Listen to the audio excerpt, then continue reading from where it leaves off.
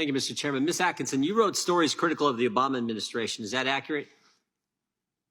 Yes, but may I point out it wasn't put in a political light, and there were also stories that some would consider critical of the Bush administration. Well, let's say it this way. You wrote stories critical of the government. Yes. Yeah.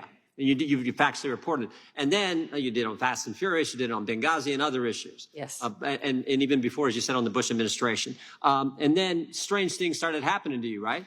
Yes. Yeah, like your computer, you think your phone gets bugged, you believe, and things happen to your computer after you wrote stories critical of the government. Right. That's scary, right? Yeah, it's not a frightening comfortable everybody. feeling, right? Ms. Herridge, you wrote stories critical of the Biden administration. Is that true? That's fair. I mean, you wrote a number of things about the laptop issue, about Hunter Biden, all kinds of things. You wrote critical of the Biden family, the Biden business operation, the Biden brand, and all that stuff. Congressman, I reported out the facts of the story. You sure did. I You sure did. You reported the facts. And then CBS fired you. Is that right? My position was terminated. Yeah. And you're an award-winning journalist. How long did you work at CBS? I worked at CBS News for 4.5 years. During that period, we won major awards. I was part of an Emmy-winning team. I was nominated for investigative Emmys. I think the most important projects were projects that drove legislation here on the Hill that positively impacted 1 million veterans. So award-winning journalist, won all kinds of awards, had worked there almost 5 years, had extensive experience at a different major network prior to that, where you were also an award-winning journalist, done all kinds of reporting critical of the government there as well, and then you get fired. But it's worse than that, isn't it? Because they didn't just fire you. What else did they do? On February 13th, when I was told on a Zoom call that my employment was terminated, I was locked out of my emails and I was locked out of the office. CBS News seized hundreds of pages of my reporting files, including confidential source information. And that's not normal, is it?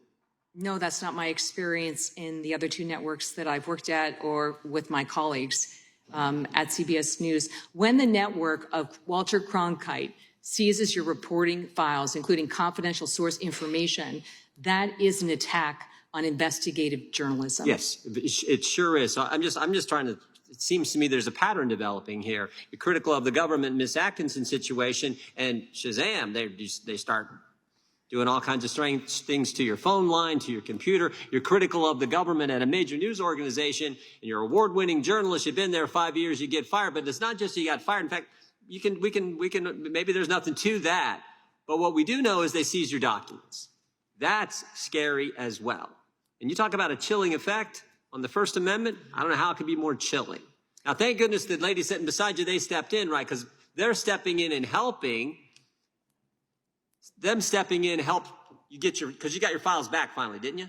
I did get the files back. If I didn't have the support of SAG-AFTRA really publicly standing up for journalism, I don't believe that I would have received the files and they would have been returned. And I just want to be clear, Congressman, wherever you work, if this happened to you, it's an attack on free press. It's an attack on the First Amendment. It makes it more challenging for reporters to work in the future. That disrupts the free flow of information to the public.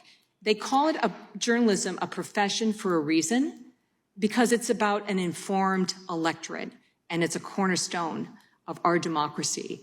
I can only speak for myself. When my records were seized, I felt it was a journalistic rape. Ms. Cavallaro, have you ever seen that before, where when someone is leaving an employment at a major news organization, they seize their documents?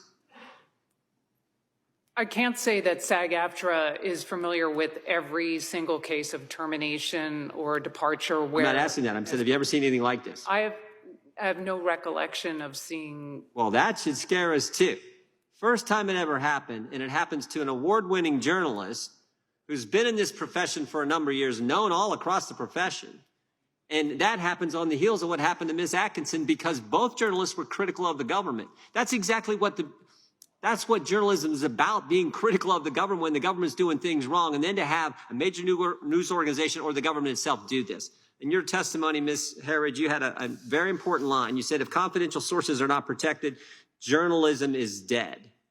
And I agree, but it would seem to me if retaliation is allowed by the government or by some major media outlet, journalism is dead as well. That's what this hearing's about. And I, again, want to thank you all for coming and sharing your important testimony. I yield back.